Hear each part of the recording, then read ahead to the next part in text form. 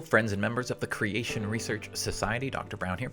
Thought I'd start off today with a short Bible verse that I came across recently. This is in Isaiah chapter 45, verse number 18, and it says, "For thus saith the Lord that created the heavens, God himself that formed the earth and made it.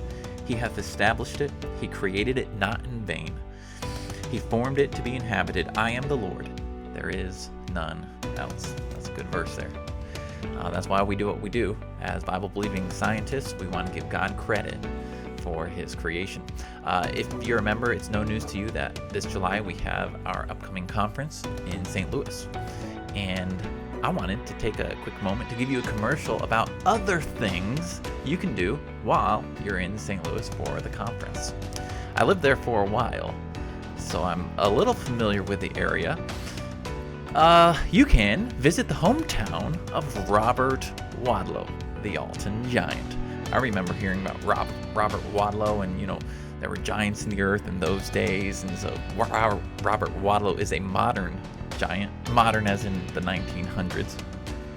And he was born and lived right across the river from St. Louis in Illinois, in Alton.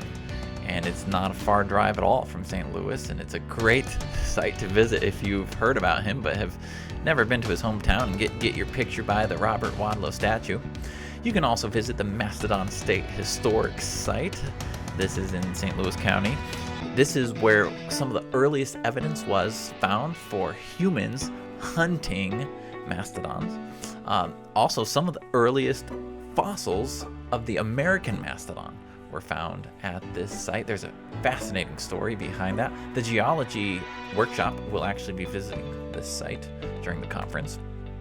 You can visit Forest Park. This is kind of like Central Park of New York, but it's Forest Park of St. Louis. It's a beautiful area. I think it's the largest city park like this in the country, but it's of interest to creationists as well because it was the home of the 1904 St. Louis World's Fair. About 20 million people attended this fair, showing the latest and greatest of everything happening in the world. And this is actually where Otobanga began his story. So Otobanga is actually that sad story of the African pygmy who was brought to the United States for the World Fair and ultimately placed in a zoo, the Bronx Zoo in New York, because he represented a transition or a lower form of humans closer to the apes. So it's a sad story, but this is where his story began, here in Forest Park in St. Louis. So an interesting history tidbit. Of course, you can do all the touristy stuff as well. Visit the St. Louis Arch, visit the St. Louis Zoo, and if you're very adventurous, you can visit the City Museum in St. Louis. The conference is a technical conference. It's not designed for kids and families. So let me say that, but there's no reason we can't have a little fun when we visit St. Louis this summer.